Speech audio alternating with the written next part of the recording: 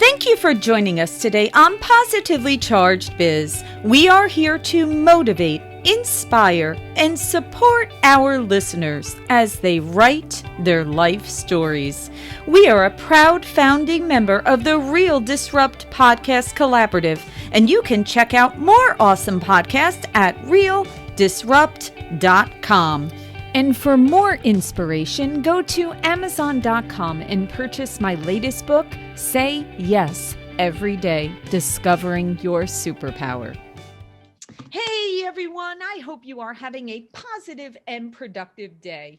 I am very excited for our guest today, and I had the pleasure of having her on my Thrive Thursday show. And after hearing her amazing story, I knew I had to hear more.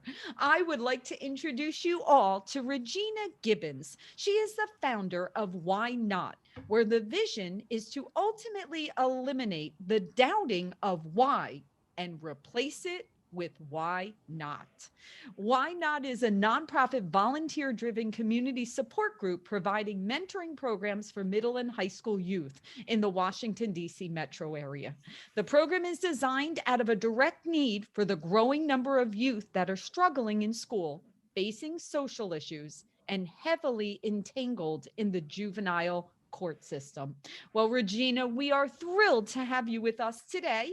And on Positively Charged Biz, we like to start at the beginning. So please share with us, what was that pivotal moment in your life where you were inspired to start Why Not? Well, Laura, first, let me say thank you for having me on this show today. And so the pivotal moment, I was on a train ride going to my everyday job, and two young ladies were sitting in front of me, and they were having a conversation that I potentially at my age wouldn't have with my friends. And I know I wouldn't have it out loud in such a public setting.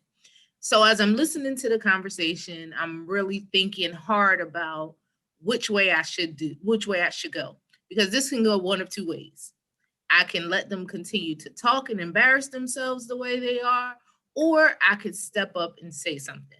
But even in thinking about stepping up and saying something, we're in a time where that's not necessarily the best thing to do, or I would even go with that's not even the smartest thing to do. However, the conversation continued and my cheeks start getting more and more flustered, and I felt like, okay, I just can't. I can't let this go on, because if this was my daughter, if this was my cousin, if this was someone that I knew, I would want someone to stop them. So I got up and I went over to them and I started talking to them about their conversation. And, I'm looking at the faces of some of the older people on the train with me and how, just totally embarrassed they were. So I start telling the young ladies, this is not the type of conversation you should have at the age of 12, because they couldn't be any more than 12 or 13. And so I'm just telling them that, you're queens and you should treat yourself as queens, and you shouldn't allow anyone else to treat you differently. And, just this conversation is not one that I think will be approved of by your parents. And so, of course, I got well, you don't know me and you don't know my parents, so you don't know anything and you can't. And I said, you're absolutely right. I don't know you. I don't know anything about your family. But what I do know is what I see. And what I see are two beautiful young ladies who should be talking about their future and where you plan on going. And matter of fact, you should even be talking about playing on the playground, or playing with dolls, or what's the next game you're going to play, or what's the next game you're going to invent, something of that sort. But this conversation is just not one that I think I would like for you to have in front of all these people. And so, they calmed down a little bit, but I could still tell, they really weren't totally buying in. So I got off the train, and standing in the train station, I called my friend and I said, listen, I'm going to start a nonprofit, because I realized today that our young people need us, and they need all of us. It can't be 1, 2, 3, 4. They need everyone. And so I'm going to be one of those people. So I went into work that day, and hopefully my boss doesn't watch this, because I don't think I did a lick of work that day. Not one lick of work. I sat there and I wrote out my mission. I wrote out my vision. I wrote out some of the programming that I wanted to do. I wrote out the people that I was going to need to have involved. And that day is when Why Not was born. Wow. When was that, Regina? That was 2018. Okay, 2018. And the thing, and I love, hearing those pivotal moments, because we all have those. Right. We all have those moments in time where we have a decision to make. We could either go right, or we could go left, or we could just stay on the path that we're on. And depending on which road or path we take will affect the future, our future, other futures. And that's why we all are faced with those decisions, here and there. And you decided, okay, I know what needs to be done because this is bigger than me. It's much bigger than me. Okay, so take us on the journey. So now you've got your plan, or at least you're kind of writing it out, and you're looking at this scope in terms of a strategy. What was the reaction initially from people? Was it, Regina, don't be silly, you don't know anything about a nonprofit? Or was it, yes, go for it? What happened? So it was more like, uh-oh, she's about to do it. Because I'm definitely one of those people that if I set my mind to something, you can't tell me I can't do it. There's nothing you can tell me that I can't do, because I could do anything. That's my mindset. And that's my mindset. It always has been. I can do anything. So, most people were like, I knew you'd find your way back to education one way or another. So, you kind of run from things that are your purpose, because you just run from them because you think you could do something different. And so I didn't have any resistance. Everyone was like, oh boy, so okay, what do I have to do? And where are you going to need me? And what's my role? And so it was very well received. And I don't think most people will tell you I volunteered them that they had to do something instead of volunteered them. I don't agree. I think I just asked very aggressively. So they just decide to say yes. Well, I think you were showing such passion that people kind of knew, listen, I'm in this vortex of Regina pulling me in here, right? Into her mission and into her passion.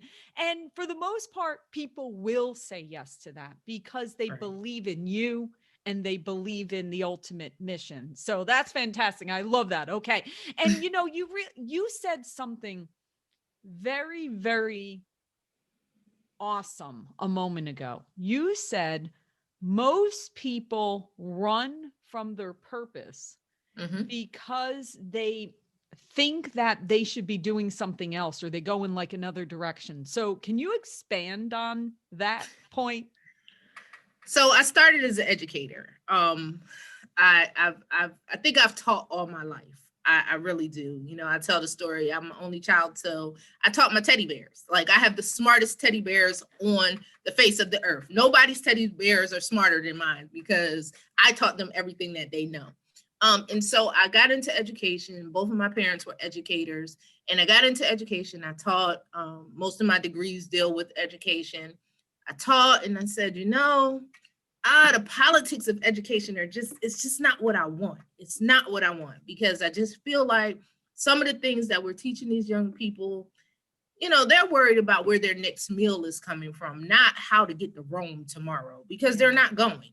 So that's not really, it really wasn't fulfilling to me. Yes, it was fulfilling to see their eyes light up when they learned 5 + 5 = 10.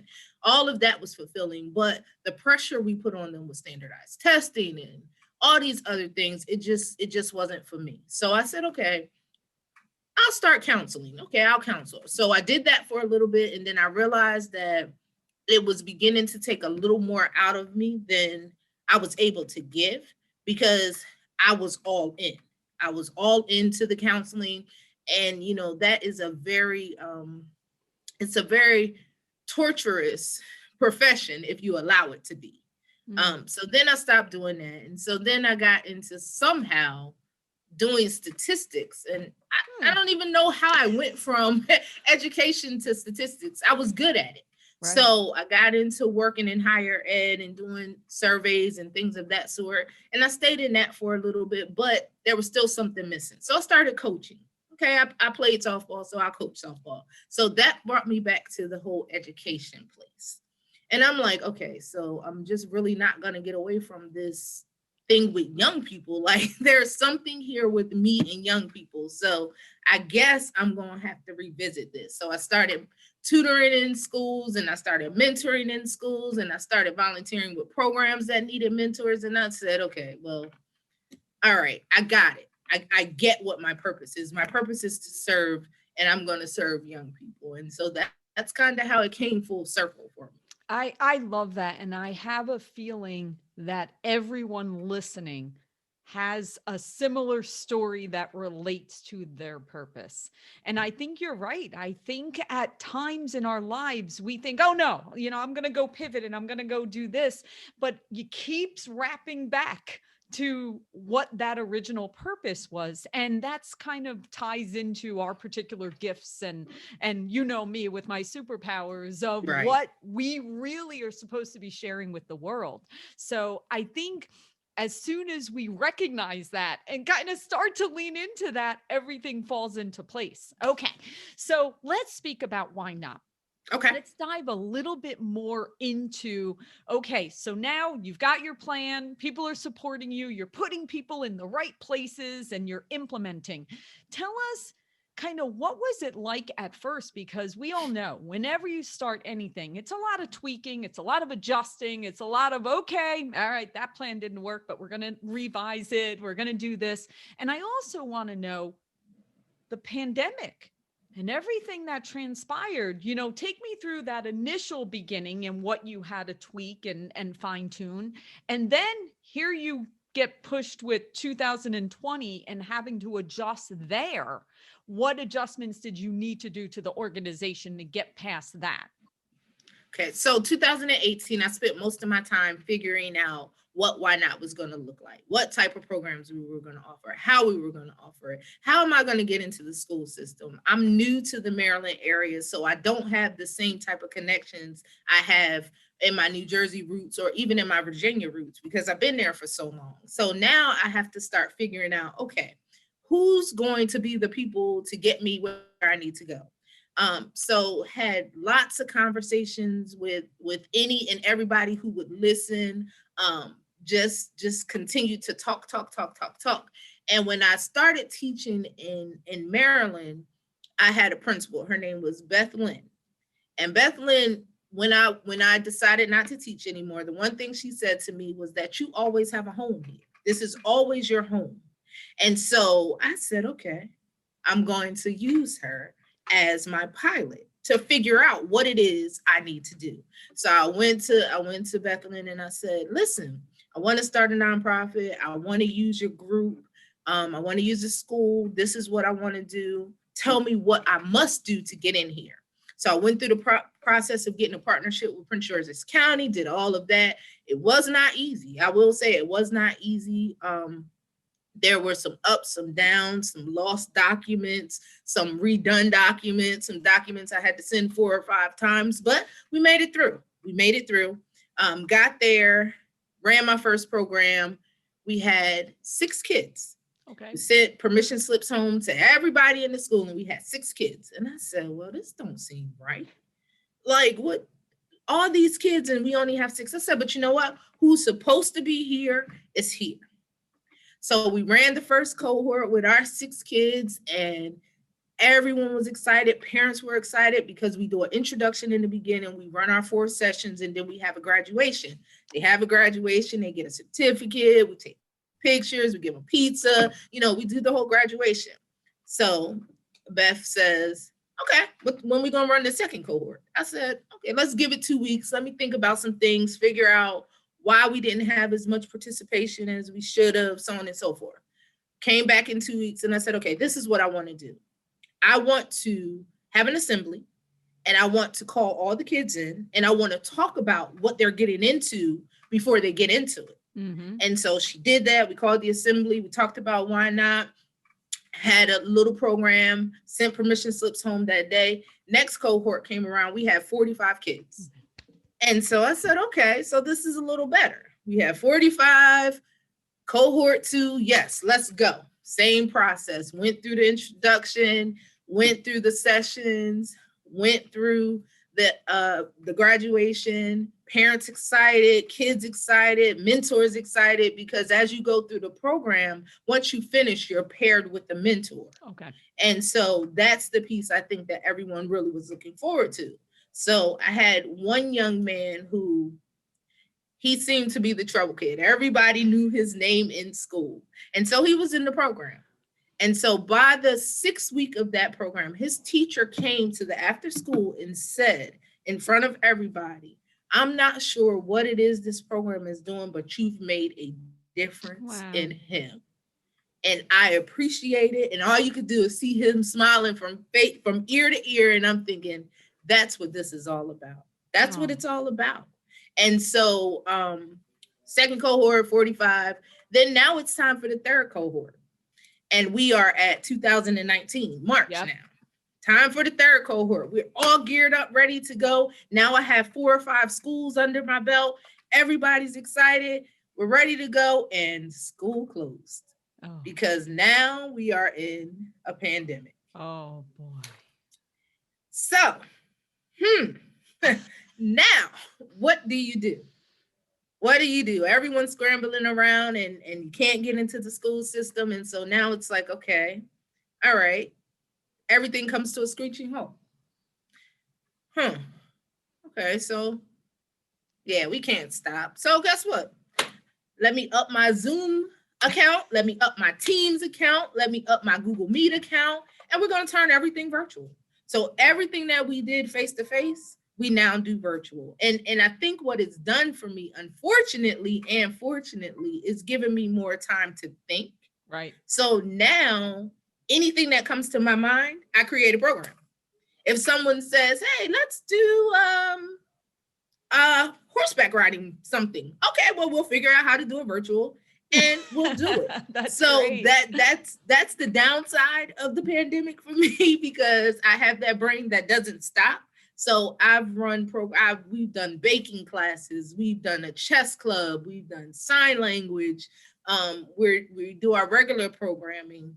We are in the process of gearing up for a makeup workshop. We're going to do a spoken word series. We do parent power series every other Monday when we talk to parents about things such as financial literacy, suffering in silence. So all we did was just take everything and turn it virtual and add about 900 other items. There you go. Just 900. All right. So now let's go backwards, because there were definitely some fantastic entrepreneurial business lessons that you did in that example. Okay. So first off, for everybody out there, we all have dreams and goals and we want to accomplish lots of things. And people always say, well, where do I start? And what's my next step? Right? Well, let's go back to some of the things that Regina said. Okay. So the first thing is Regina had passion and her mission, because, she heard the young ladies on the train and she decided she need to do something about it. Right. So when we're starting our businesses or we're working in our businesses, we have to have that passion for whatever it is, right? Whatever it is in our career. So there's one. So then she started making her plan. And yes, when we start our businesses or when we're pivoting into something else, we're strategizing and we're coming up with those plans. That's still probably pretty easy. When we're excited and we're limitless, we can make those plans. And now we're staring at that plan and we're like, okay, now we have to execute this plan. Now we have to figure out what to do next. And let's look at what Regina did. And this is very, very important, because this is exactly what we need to do. In our lives, we are continually building relationships. We are continually networking, whether it's online, in person, people that we have met, whether it's family, friends, business associates. It is so vital that we keep building those relationships, and we continue to nurture those relationships, not just when we need something, but also when we don't need something, when it's just checking in or being there for someone or supporting them. Because what Regina did is, although she was in a new area, she thought back, well, hey, I was told this is home base. This is somewhere that I always will be welcomed. And she reached out and said, well, who better to execute, to learn the right way to go than somewhere that I already have that relationship? And that's what we all need to do. We don't need to necessarily start going through the forest and macheteing to make our path. We can bond with the people that we know we trust and have those relationships to work through before we get the machete out. So she went to home base and she got her 6 kids, okay, which is wonderful. 6 kids is a great start. But she didn't stop there. She then analyzed and she measured and she came up with a thought of, well, how do we grow this? How do we make this bigger? And she went again. She didn't just come up with the idea. She said, let me do this. She wasn't afraid to speak up. She wasn't afraid to ask for what she needed, because ultimately she knew she was going to help people. So when you believe in your product, when you believe in your service, when you believe in what you're offering to the world, don't be afraid to ask, because that's not selling. That's not begging. That's not any of those things, because you're adding value and you're making the world a better place, whether it is a product, a service, a program, whatever it is. So she asked, and she was able to get up at that assembly. And then the story of the gentleman that was the trouble child because, he was struggling. Well, we all know the reason why some of those struggles happens is because there might be a missing component or some type of difficulty happening. And she was able to make a difference with her program, which ultimately fueled to grow the program and do more. And then a pandemic came. It came for all of us. And we all had to look at our businesses and see how we can maneuver in this new world. And Regina, follow up question to that. So, and I know we discussed this on Thrive Thursday. So going forward, okay, so now vaccines are happening, herd immunity hopefully will be here, at some point in 2021. So now fast forward, take me into 22, 23, beyond this. What do you think Why Not will look like based on the lessons you learned coming through the pandemic and the virtual?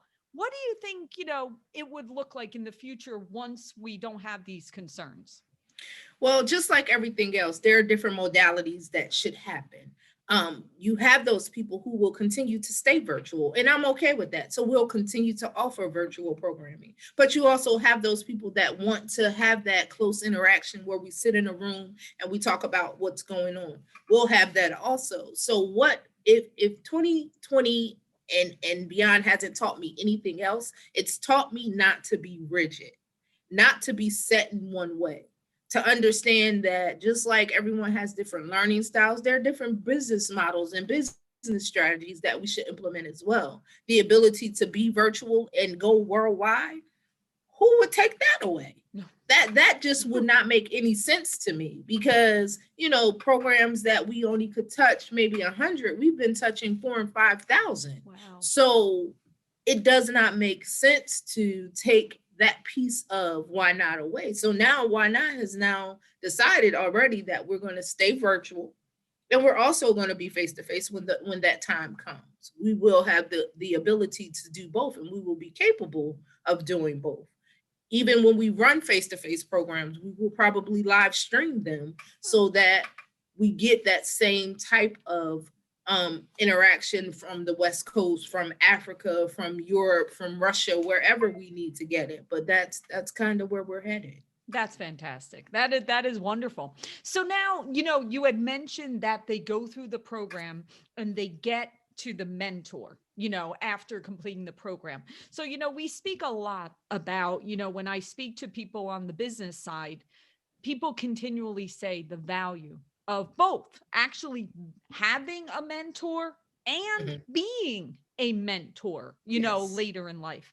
So give me your opinion or what you have seen in terms of the value of both, having a mentor and being a mentor. So for me, since I've been a mentor, one thing that I do different in my program, and the reason why the young people go through the program first is I do it that way so that they're prepared for the mentor. Not let's see, what do you have for homework? Okay, how was your day? We're gonna really dive into what may be causing you some issues, what may be causing you some angst, what may be causing you problems. So if you go through this program talking about self-motivation, self-care, self-dedication, being determined, now I have some key points that we can continue to build upon versus me trying to pull out of you what it is you need to know. Mm. So I think first of all, having a mentor, for a lot of us, we don't want to talk to our parents about most things. We talk to them, yes, we give them the information that they need to know, but we don't give them the information that, may help us get out of wherever it is we may be. A lot of times you just want that outside listening ear. You want that person that you don't feel is going to judge you, that person you don't feel knows you. So whatever you tell them, they have nothing to measure it against. Being a mentor, it gives you the satisfaction of knowing that you are able to assist in whatever capacity, whether it's career, whether it's just helping you get back on track in school, whether it's being just that advocate for you, being your cheerleader. So for me, being a mentor always meant that I could advocate for someone else Mm. because I've always had people advocating for me. Yeah, that's a very good point, and it's interesting. It March when we're speaking right now is Women's Month, right? And Right. I was reading an article about how to support women in their roles and their careers, and they actually speak a lot about having a sponsor, which is a word that I honestly have not heard, that word of having a sponsor within organizations to guide young women through their career paths. But is that another thing, like another layer that you've seen? I think when you get into the career field, it is because now you have someone who's walked the exact path that you're trying to walk. It's as if I wanted to be CEO of Johnson and Johnson. Well, I'm going to follow the path of whatever women that came before me that got into the VP role, got into the senior VP role, and how they did it, so that I can tread that same trail.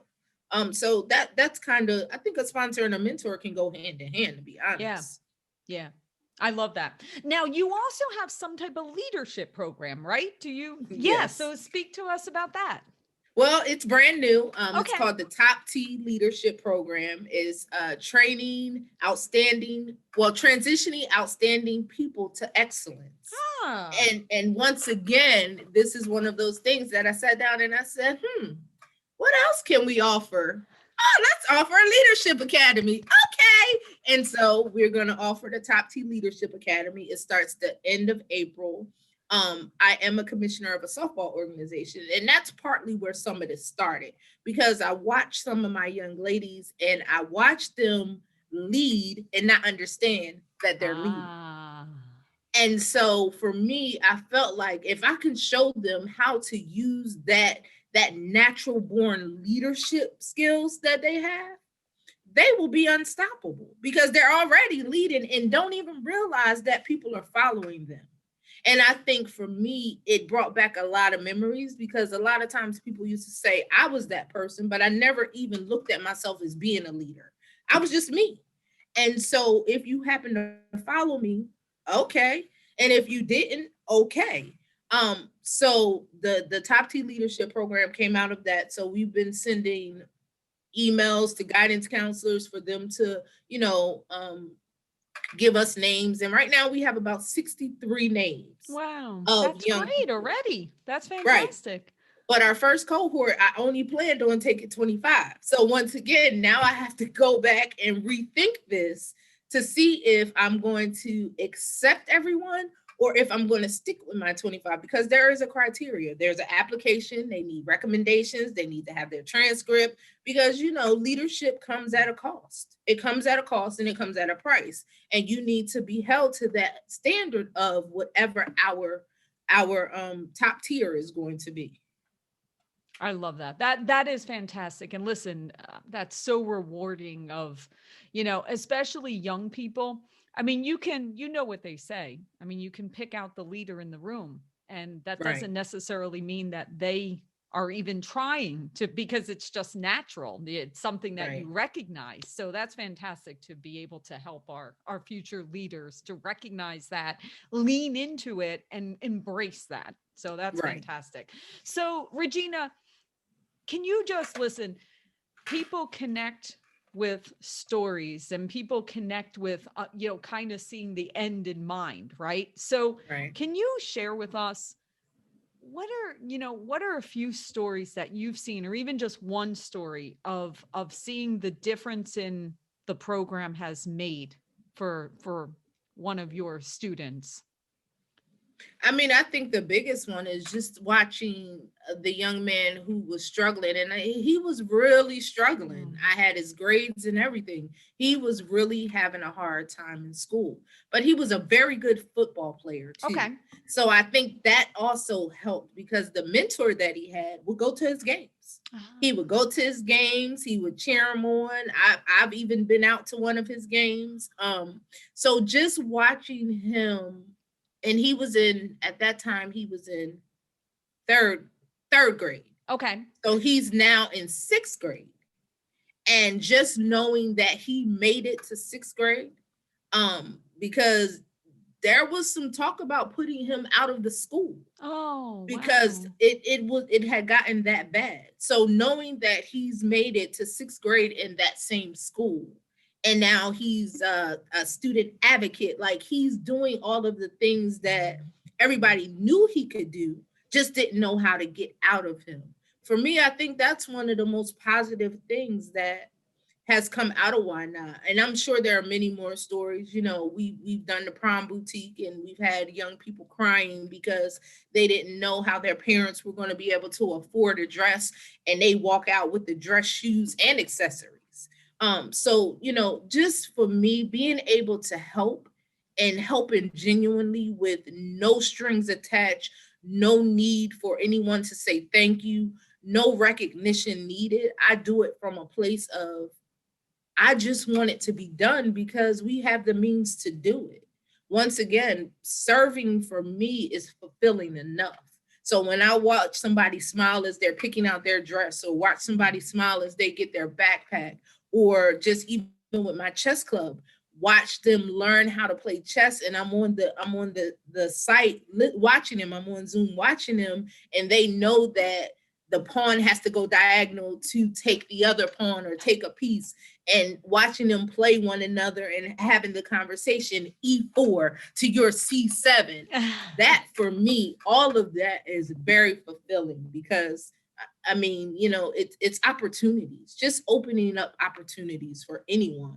Well, you're expanding their world, right? You're literally expanding their world. And I think that's part of what even the virtual has done, when you speak about going to Russia or Europe or, whatever, right?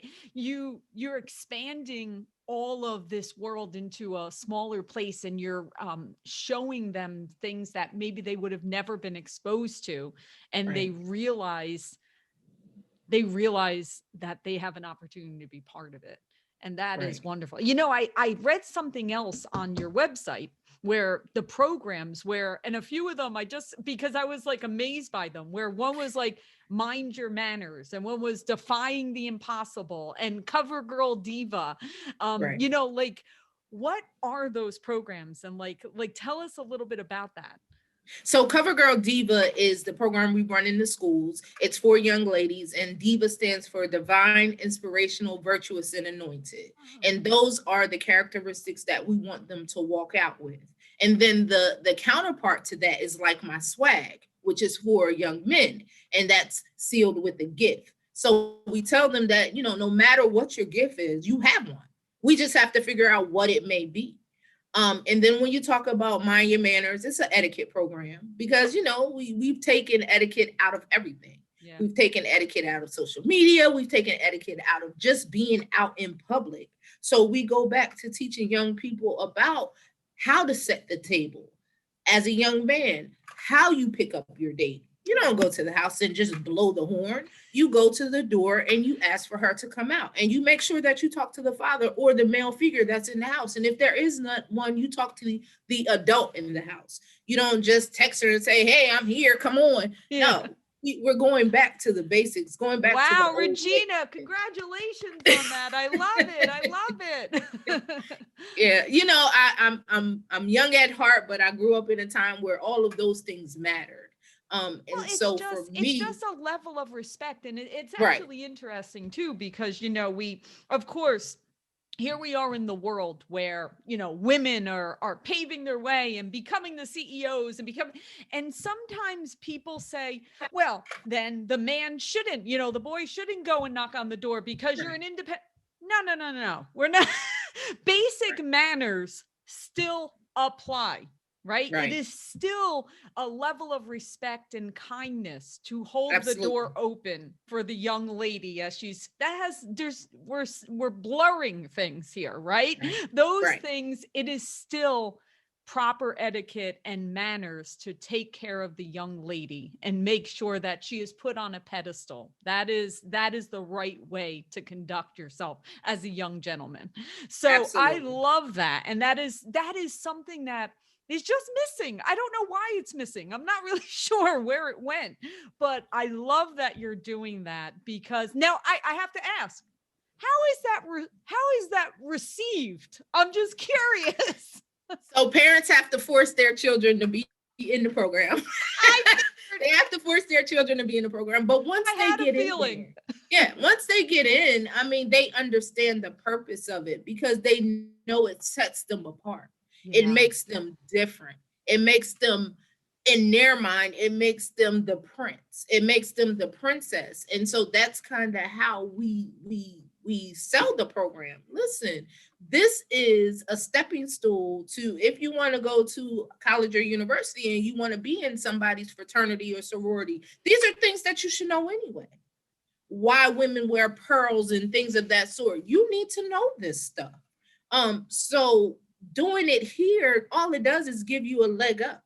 So when you're at a formal event and you know how to set the table and you're looking at the table and it's incorrect, guess what? You knowing how to set it, someone's going to look at you and say, that young man or that young lady is going somewhere. Yeah, cultured. Yep. Absolutely. I love that. That is so valuable, Regina. And it's interesting. Again, like I said, I'm not sure why it fell by the wayside. I think everybody kind of was just saying, oh, it's outdated. It's not progressive. But actually, those basic foundational manners, it's timeless. It doesn't matter what year it is. That's just respect and kindness and culture. And that will never expire, regardless of what generation. Right. And I think it fell by the wayside because life has gotten faster. Maybe. You don't necessarily go out to dinner anymore and sit down and have a 6-course meal. You don't do those things much because life is too fast for that. And we're in the world of social media. We're in the world of texting. We're in the world of using our phone and not communicating, writing a letter. I asked one of my young people, when's the last time you wrote a letter? And they said never. So I wouldn't know. I have a funny story. I have a funny story on that. My youngest son is 26 years old. He lives on his own. He has his job, lives on his own.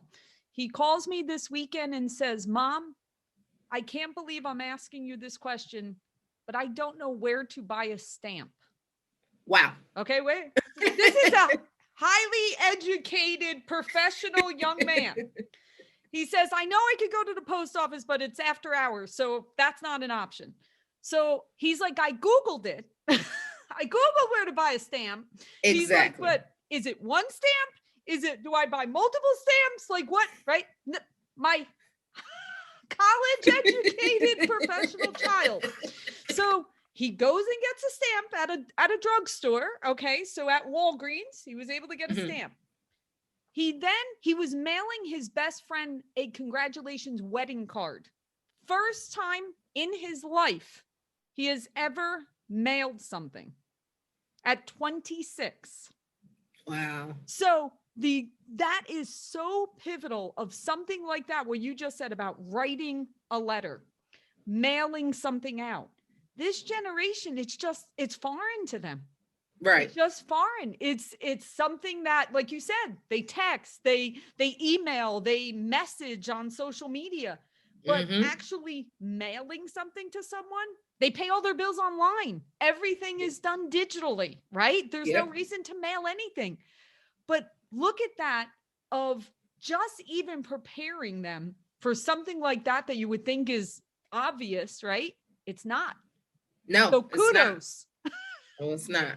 It's not. Kudos for teaching those things. Or even listen, there's schools now, they don't teach cursive writing, right? No, they don't. Children now they're not even learning how to write in cursive anymore. Because they said they don't have to sign anything. They don't sign checks. They don't sign letters. But you have to sign an application most times. Like there are some things you still should know how to write cursive for. So I disagree with that. I do too. Once again, that's where we are. Yeah. Where everything has turned into this digital world. Yeah. Well, I guess we just have to balance it. We just have to, right? We just have to know how to balance to be able to get the best out of both. So that's fantastic. Right. But again, going back to what you've done and what you're providing, it's life-changing. It's generational life-changing, because it's not just the kids you're working with, it's then their kids and so on and so forth, because the things that you're teaching, it doesn't end with them. It continues on into generations to come. So just kudos to everything you are doing. And you absolutely are just making the world a brighter place and having such a positive effect. So at this time, how can we learn more about Why Not? How can we support your efforts? So tell us how we can learn more. So we are on all of the social media channels that I just talked about. So you can reach us on Facebook at Why Not Inc., Twitter, YouTube. We have Instagram. Half of them I don't even know what they are, but I just know we're supposed to have them. So once again, you get the young people to do them for you. So we have the Facebook, Instagram, Twitter, and YouTube, and all of it's at Why Not Inc. Our website is www.whynotinc.org, and that's YKNOT Inc.org. Awesome. Well, thank you so much for everything that you're doing for the world, Regina. We wish you all the best, and be safe, be well, and take care of those kids. Thank you for having me. Thank you for joining us for another episode of Positively Charged Biz. I'm Laura Brandeo, and we are here to motivate, inspire, and support our listeners as they write their life stories. If you have an inspiring story, please email me at laura@positivelycharged.biz. And remember to subscribe to hear more great guests. And connect to us on Facebook at Positively Charged and Instagram at Positively Charged Podcast. Until next time, we wish you a positive day.